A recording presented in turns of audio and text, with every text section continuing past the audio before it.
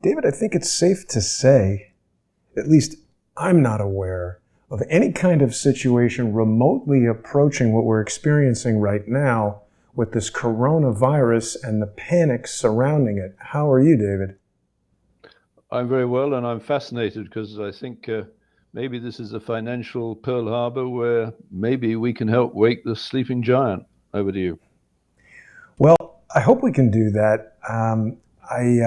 We have to be very careful with what we say about this because we're not saying that coronavirus is fake and that people aren't at risk of getting sick from it, but it is interesting to see how fake news injects, which we know SERCO advertises that they do, they borrow the government networks and who knows what exactly that language speaks to.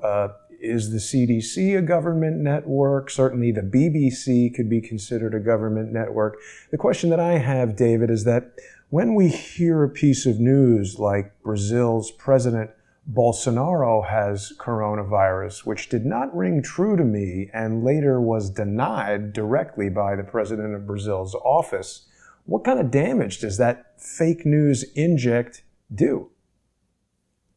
Oh, it's enormous, of course, because the news that is injected by SERCO, and just to remind people, SERCO provides the UK Cabinet Office with a resilience training facility at Hawkins in the United Kingdom, where it injects news and media plays onto networks which it borrows from the government.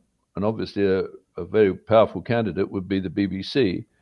So what SERCO is able to do is inject fake news through the BBC through that mechanism that I describe or list in the template that we can download at Reverse CSI Scripts. And attached to the fake news that is read out by the newsreader is a facility, as you know, for generating television signals to parties unknown. And it would appear that the generation of television signals by the BBC is going through to agencies, the media, and that is driving the fake news component of the real news. Unfortunately for the public, of course, it's almost impossible to differentiate what is fake and real. So the public perceptions now of what's going on in the financial markets is really driven, I think, by artificial intelligence developed by SERCO to create a media play. So we, that is to say, the American public, has an enormous problem because it can't differentiate the core facts of the case, like apparently Justin Trudeau's wife has now been tested positive for coronavirus. Justin Trudeau is the Prime Minister of Canada, as we know, and he's been doing or neglecting to do a number of things that should have been addressed immediately. For example, what is the former director of intelligence for the RCMP doing still in jail, but not charged for, well, some very dangerous, I believe, sharing of intelligence with the enemies of both Canada and the United States? Over to you. Yeah. So has there been confirmation that the First Lady of Canada has coronavirus? I mean, we hear these stories, but again, I mean, when how do we know that this isn't a worldwide resilience test? I mean, certainly the people who are creating plans for how to deal with a deadly pandemic would want to know. How do markets react? I mean, at what point, David, do these resiliency tests stop and the tests themselves become, these sort of terror events? You've spoken at great length about how the 9/11, the disasters of 9/11 were concurrent with basically drills, tests, these things that were switched from simulations to live fire. It's very difficult for people to sort out what we're dealing with here. That's why I've developed this template, which is a tool. It's a 2-page template that can be printed out, and it lists the 10 acts that I believe the BBC and SERCO are engaged in to adjust or manipulate public perceptions. For example, on 911, there were 21 radar injects into the NORAD radar system, and they were still being injected right through to the alleged crash of Flight 93 in the field outside Shanksville, Pennsylvania. And that was coincident with a variety of manipulations of the stock market through fake news generated, I believe, by the BBC and SERCO. And just to get a little scoping of the danger that SERCO, which is a British company, presents to the United States, I would say an existential threat is Bill Clinton, in his wisdom, outsourced the operation of the National Visa Center to SERCO in 1994. At the same year, right, that he launched the modified Federal Marshal's Prisoner Transportation System into what's known as JPATS, Justice, Prisoner, and Alien Transportation System, better known as Con Air, right? Now, what that meant in 1994, that was after Ramzi Youssef had failed to bring both towers down, but he'd said, give me more money and I'll bring them next down. And what I do, and of course I have a very good friend who tells me not to use technical words, but and so I'm worried about that. And so let me just use the term vector, or to say to you, what do you think our audience understands? Because you have a background, I think, in, obviously in the film industry. What do you understand, and what do you think the audience understands if I say there are vector signals going to hit teams through the BBC's interface to BBC Studios? What did they think, or what do you think they think, or me understand by the word vector? Well, I hear vector and I think of something that has direction and velocity, right? You're absolutely right. So when they say, for example, someone doing research into biological weapons at the National Biological Laboratory in Winnipeg was actually arrested at the border crossing into the United States. And he failed to declare, and he was charged with failure to declare, that he was carrying 22 vials of the Ebola virus. I'm surprised it wasn't 33. Right. But what should have happened? He's presumably stolen biological weapons, the Ebola virus, from the National Microbiological Lab in Winnipeg, which is a level 4 facility. He's about to take them into the United States as biological weapons. He doesn't declare them, and he's picked up at the border. He got a 17-day sentence. That's a wrist slap.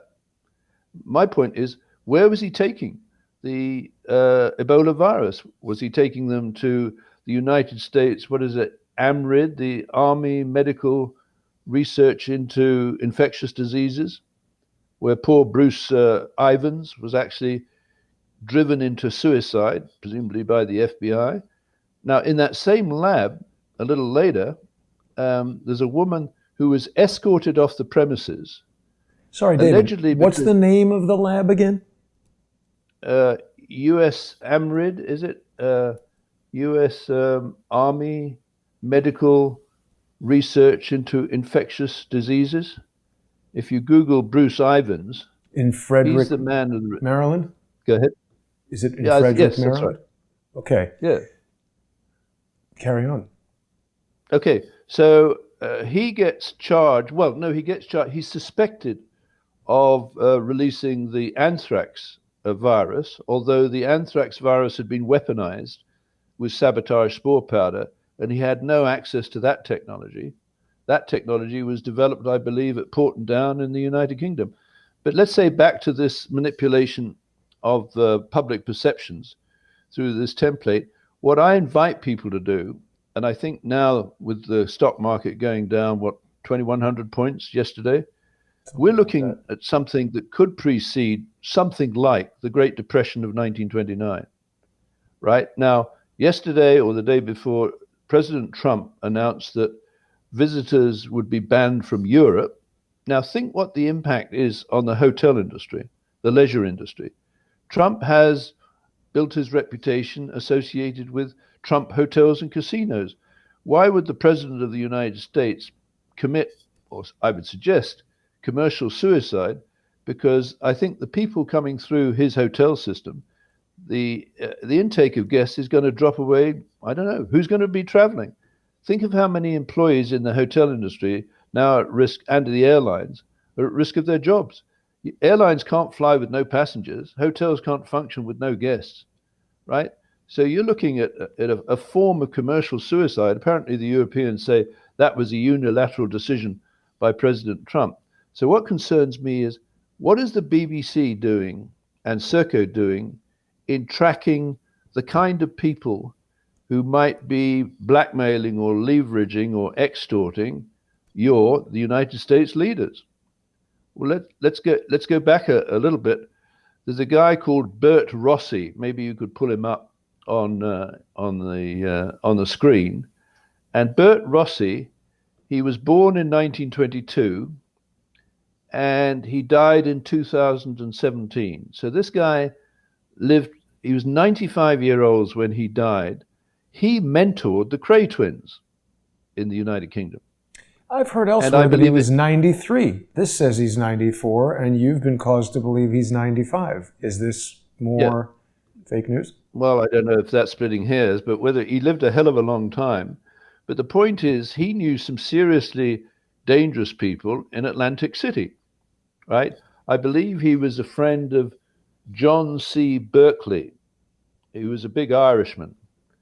And John C. Berkeley is alleged, I believe, to have passed a contract hit on the Chicken Man, Nick Tesla. And there's a wonderful song by Bruce Springsteen. They killed the Chicken Man in Philly last night and blew up his house too. I think those are the first two words. It's a very there we are. Now look at that guy. But who is the Chicken Man? That is Nick Tesla is the Chicken Man. He had a pockmarked face because he did poultry, and they blew him up in 1980, right? In his house too. It was a nail bomb. And Bert Rossi was a friend of the guy who's alleged to have organized the hit of Nick Tesla, right?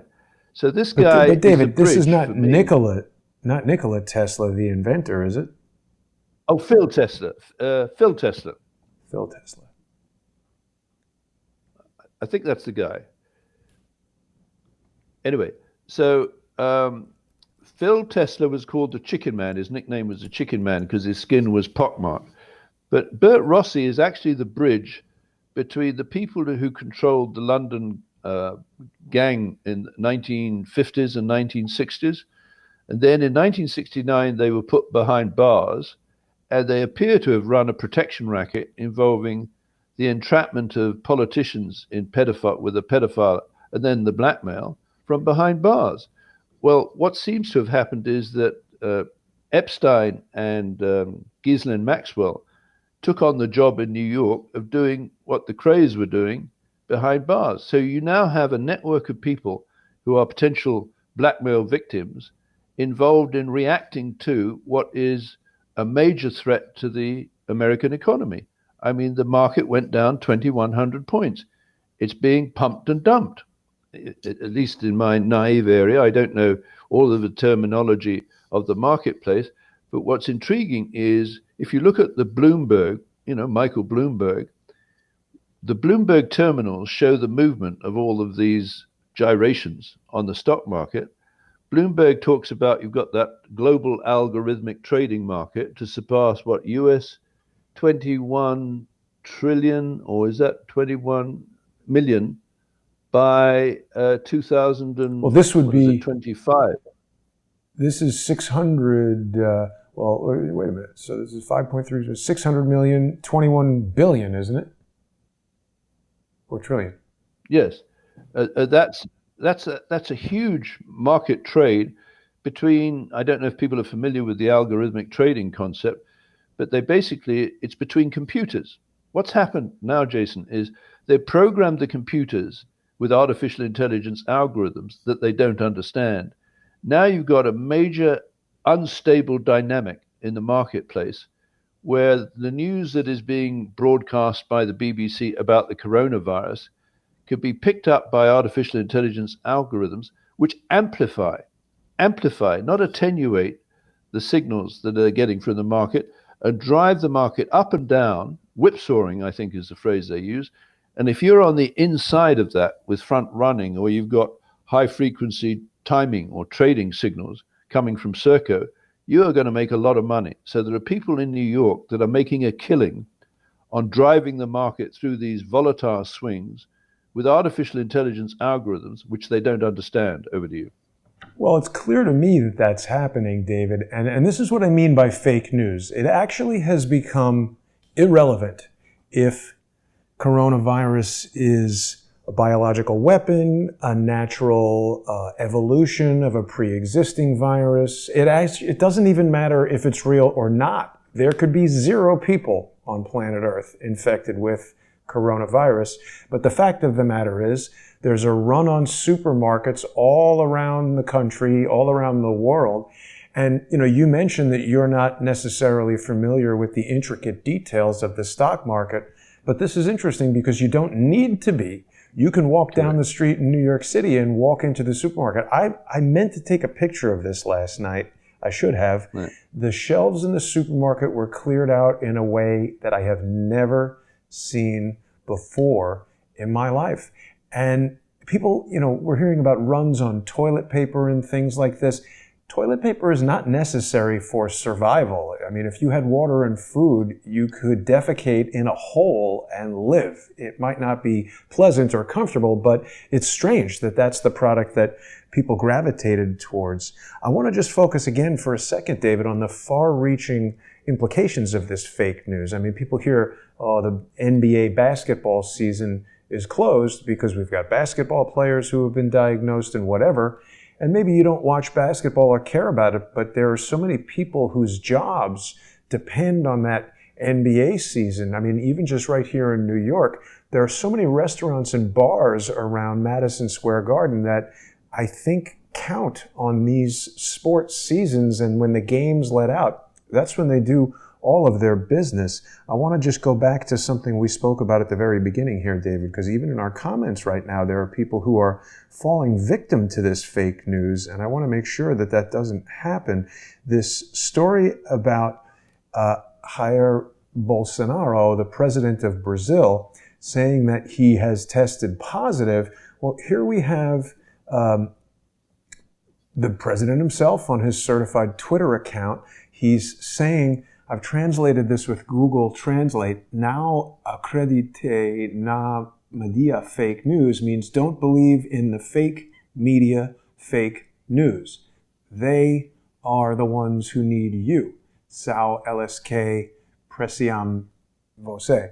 So they need all of everybody. And here he is saying an hour ago, and incidentally, I wanted to ask you about this specifically because this news of him testing positive did not come from the BBC, but it came from the Telegraph and the Daily Mail. So we'll talk about that in a second. This statement from President Bolsonaro in English translates to HFA/Sabin,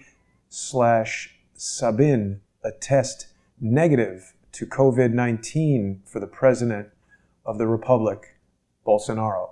So this is an official announcement from the president of Brazil saying that was fake news about him testing positive. I say again, David, there's been a lot of news and they creep up. David Icke calls it the totalitarian tiptoe.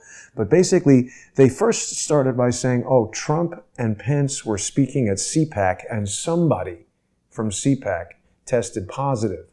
So I feel like they were preparing the people for an announcement that Trump has coronavirus and possibly even doing something to Trump to take him out as president.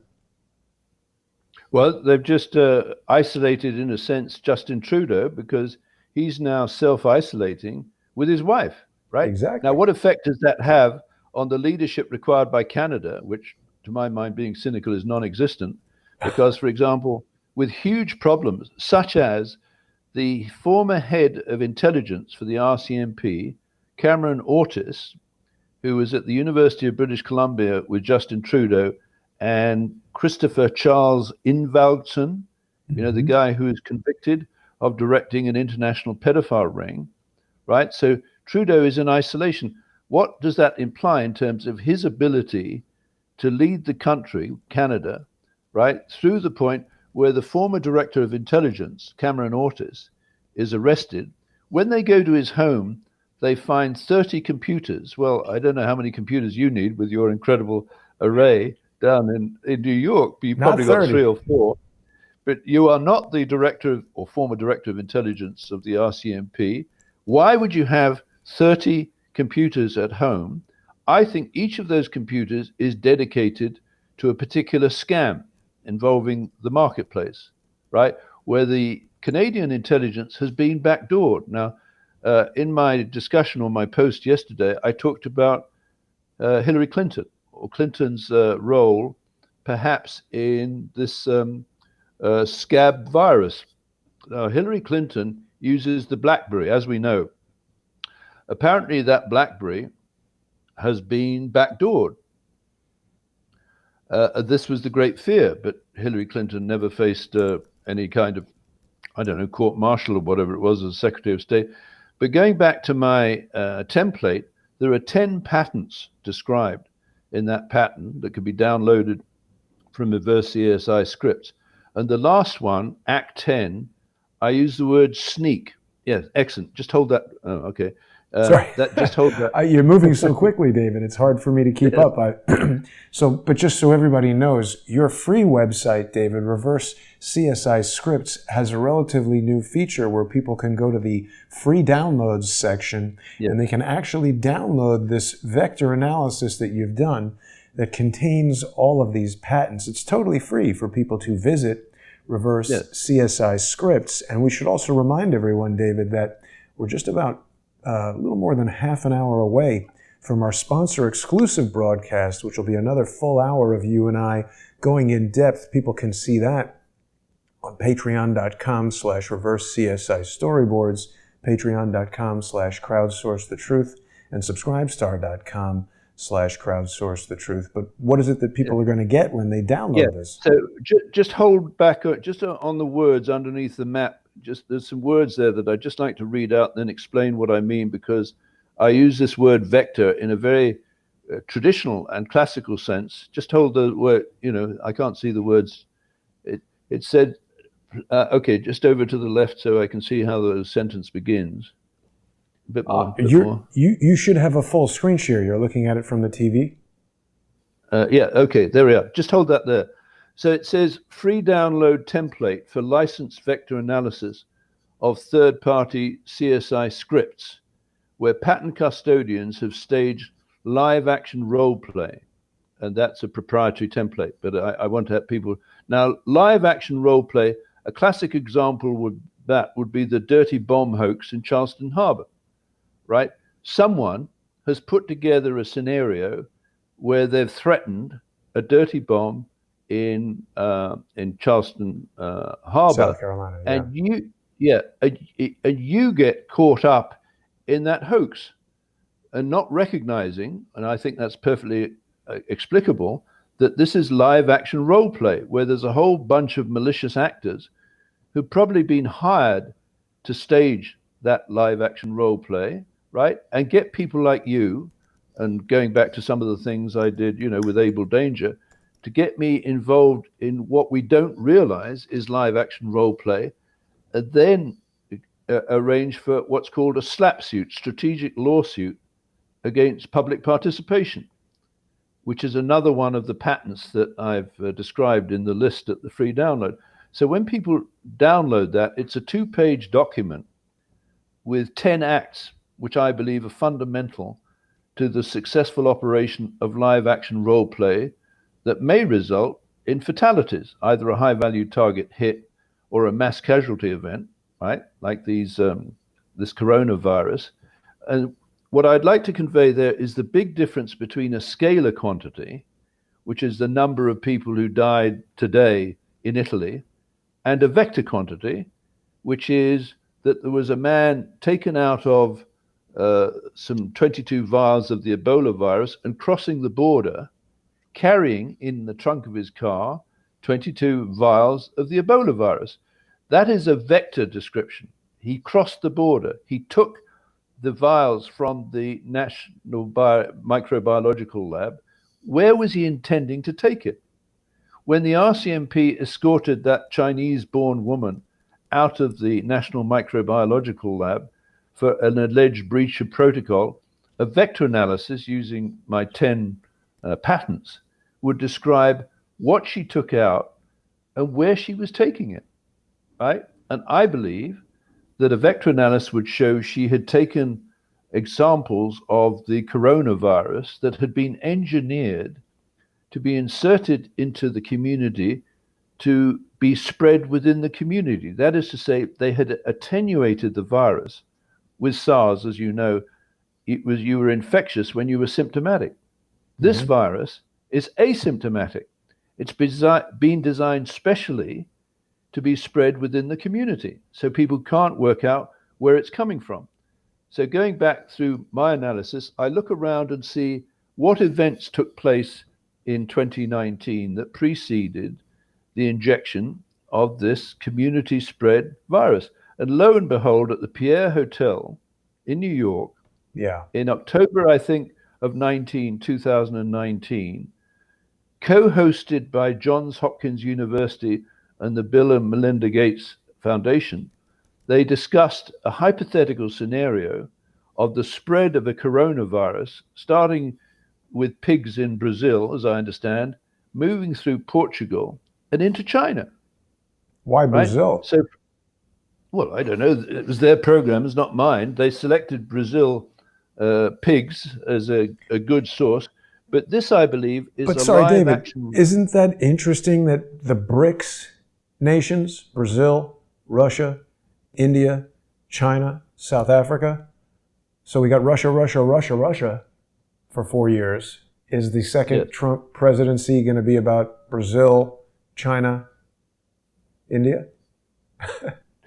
Well, absolutely. So going back from a geostrategic point of view, this is a great way of building the extra 4 countries, Brazil, Russia, India, and China, into the Five Eyes country, and telling them, we can control your economic destiny. China is effectively shut down. Will it ever recover the trust necessary to continue to export the technology that was transferred, in my opinion, treasonously by Bill Clinton through John Shalikashvili to the People's Liberation Army? And just to remind the audience, the Clinton fans, if we have any in the audience, Bill Clinton sent the chairman of the Joint Chiefs of Staff, John Shalikashvili, to Beijing in 1997. And in his presentation to the generals of the People's Liberation Army at the Beijing University, Shalikashvili said something to the effect, before leaving here, my president has instructed me to leave behind details of all America's weapons programs.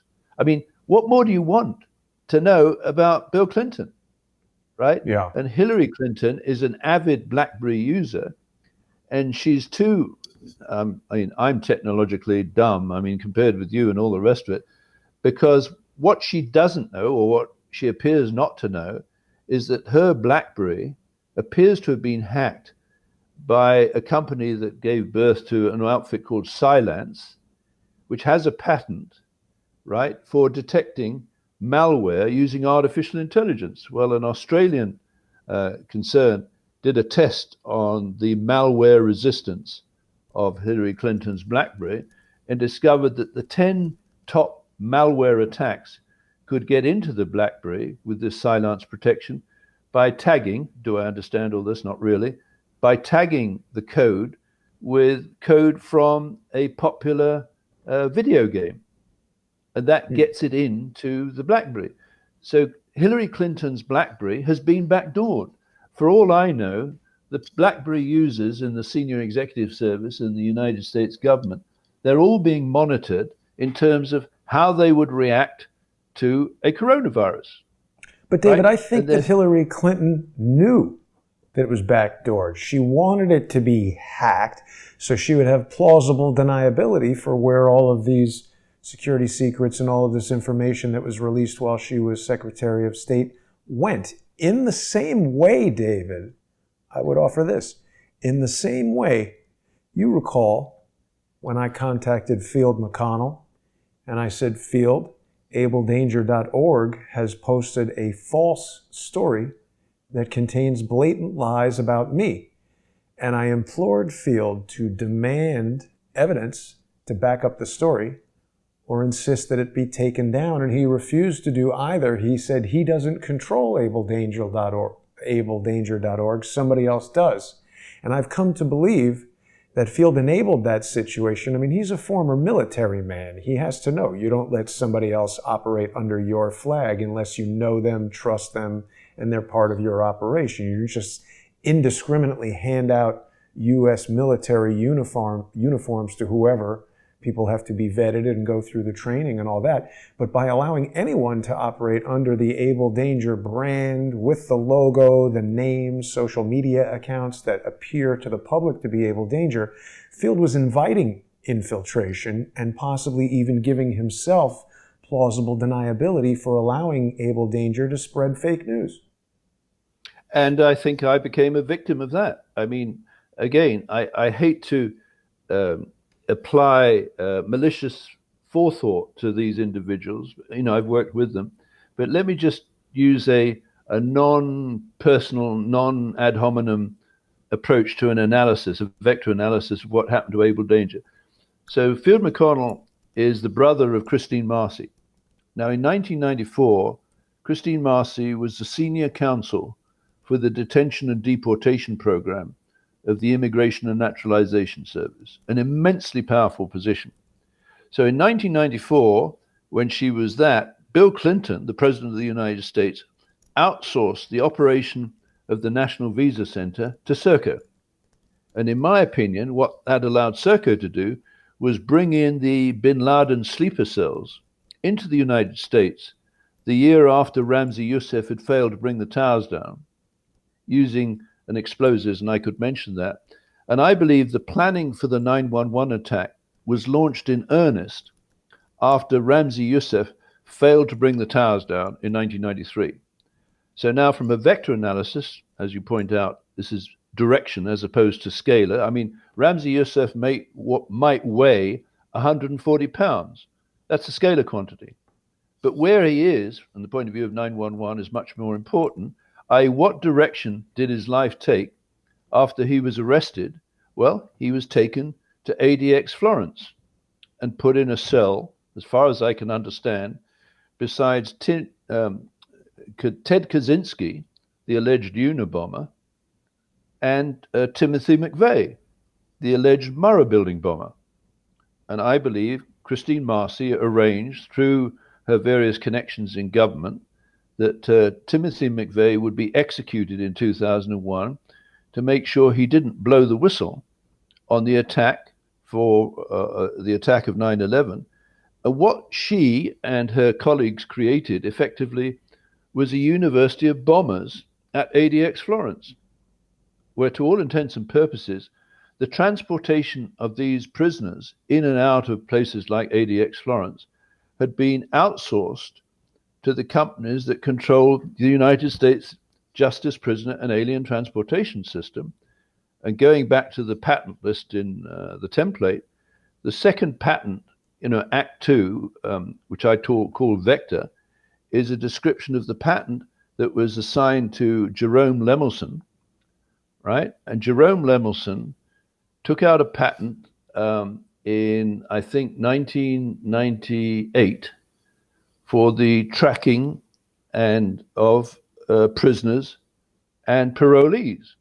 And if you go through the text, you find out that he was using artificial intelligence, fuzzy logic, and expert systems, algorithms, to control the permitted and prohibited dwell time of prisoners through locations such as, let's say, building number 7 in New York on 911.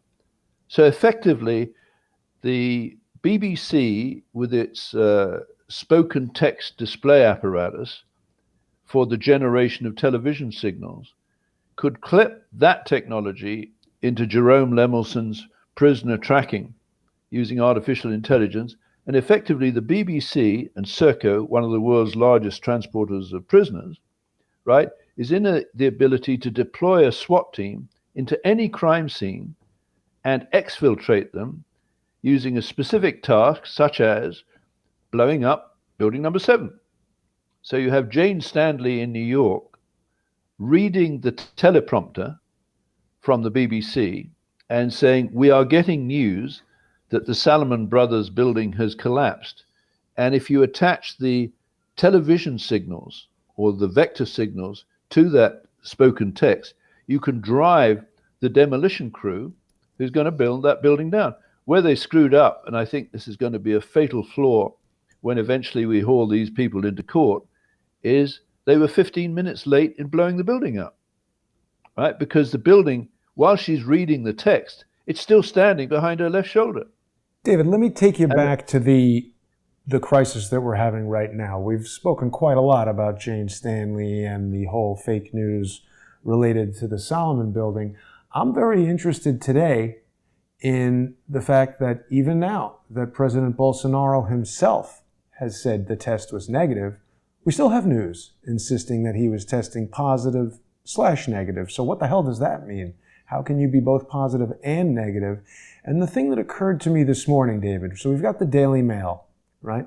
This is not a really well-respected newspaper. The Daily Mail is a tabloid in England, right? What's your general impression of the Daily Mail?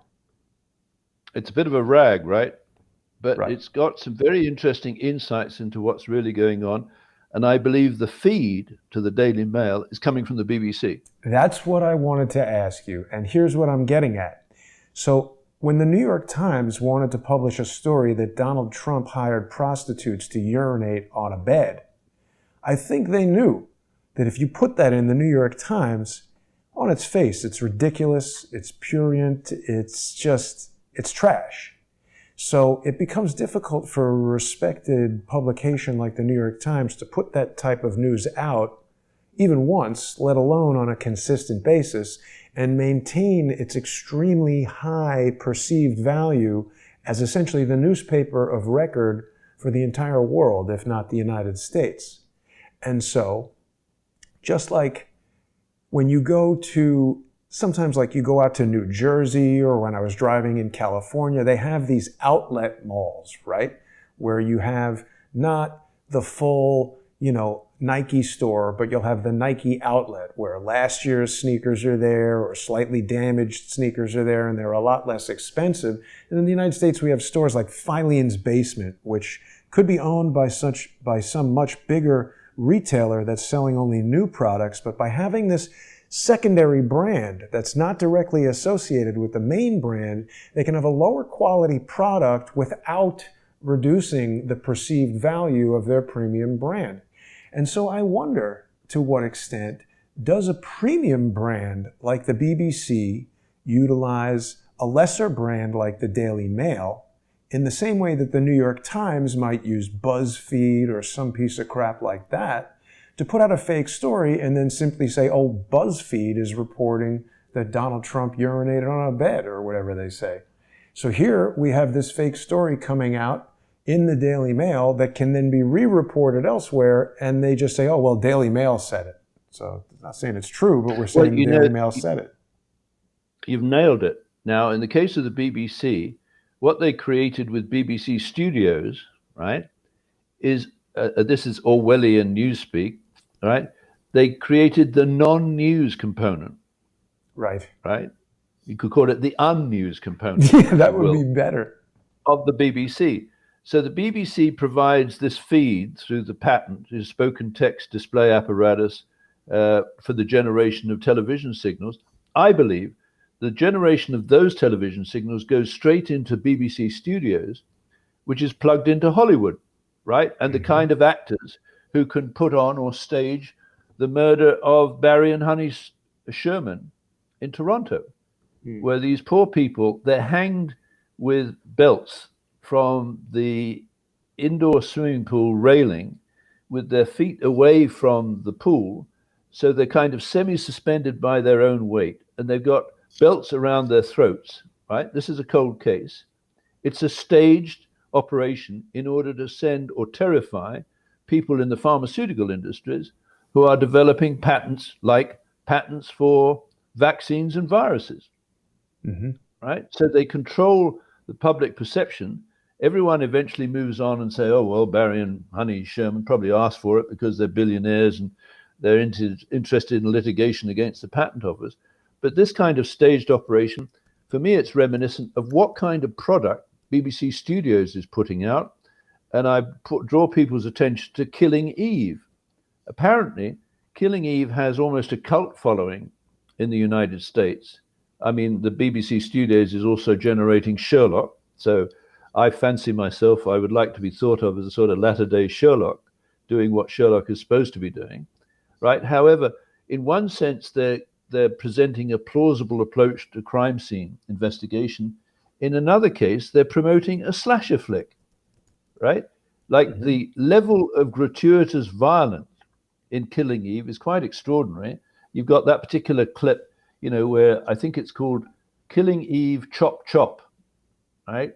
And it's about 3 minutes of the most insane level of violence where the man victim is obviously hit with an axe, but there are two women sort of cult-like characters. One plays a rather exotic renegade or rogue MI5 agent who's a psychopathic killer. And the other one is being chased by this woman that we see up on the screen. And she's sort of intimidated and attracted. Anyway, I don't want to dwell too much in the psychology of that. But what I find interesting is the gap. I think you just nailed it. They've sort of downgraded an entity that is sufficiently separate from the BBC News to protect the reputation of the BBC News while exploiting a vector that tells what kind of things we need to take place in the market. And the pumping up and the pumping down of the markets, I believe, is taking trillions of dollars off, for example, corporate and public pension funds. In particular, the Teachers' Pension Fund in the United States, which I believe is the largest private pension fund in the world, which looks at the retirement benefits of people who were formerly on faculty, like Bill and Hillary Clinton, or Barack and Michelle Obama, where, of course, those people may unwittingly be caught up in insider trading at the expense of the Teachers' Pension Fund. Over to you. Yeah, well, the other thing that's interesting to me, David, about BBC News versus BBC Studios is that I think in a sort of sterilized definition, you would expect news to be delivered by some form of broadcast journalist, where you would expect the people in an entertainment program to be actors. But on an international level, there's been somewhat of a blurring of the lines of who's an actor and who's a journalist and who brings us information and insights into world events and politics. There's a very famous actor named Tom Hanks, who I'm sure you're aware of, who announced on March 11th on his Twitter account, he says, "Hello, folks." Let's look at this for a second, David, because here is ostensibly real news. I find this extremely dramatic, this photograph of a used glove. I mean, this is staged if there ever was something. You think this glove just happened to land here, or did someone who's spent a huge portion of his life on a movie set where there's an entire art department with 2 or 3 people deciding how wrinkled this plastic bag should be and exactly where each finger of this glove should fall for the most dramatic impact for this photo? Is this just the doctor randomly throwing this thing in the garbage, or is this a staged photo? I don't know. But the message from the actor, Tom Hanks, says, "Hello, folks. Rita," who's his wife, "Rita and I are down here in Australia, very removed from the public eye of people in the United States. We felt a bit tired, like we had colds and some body aches. Rita had some chills that came and went, slight fevers too. To play things right, as is needed in the world right now, we were tested for the coronavirus and were found to be positive. Well, now what to do next? The medical officials have protocols that must be followed. We, Hanks, will be tested, observed, and isolated for as long as public health and safety requires. Not much more to it than one day at a time approach. No, We'll keep the world posted and updated. Now, David, I think you know, I've been reading a lot of legal documents lately, and we're talking about Hillary Clinton and Bill Clinton, who are lawyers. I find that lawyers in legal documents say things in very, what's the word I'm looking for, carefully parsed ways. And this does not say, hello, I'm Tom Hanks, I have coronavirus. This is not Tom Hanks' wife posting a picture of him in some oxygen tent, unconscious in a hospital, looking like he's about to die. This to me looks like a staged photograph coupled with a short statement that, in my opinion, would have been pored over by public relations experts, probably lawyers at those PR firms, to say things in such a way that Mr. Hanks cannot at any point be accused of lying to the public. Or so he doesn't say, I have corona. We were found to be positive. So is he talking about that we were tested for coronavirus, comma, and were found to be positive? Now, is he positive in his attitude? Are the results of the test positive? He's saying he's going to continue to be tested.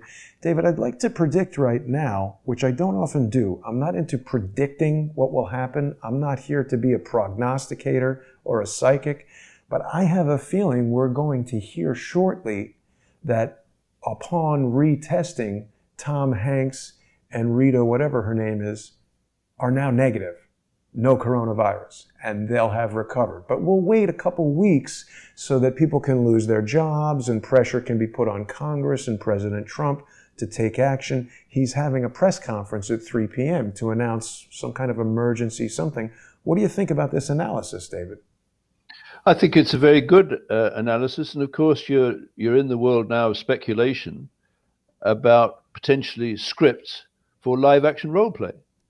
Right? Now, those scripts can be injected into the BBC, that apparatus that was patented.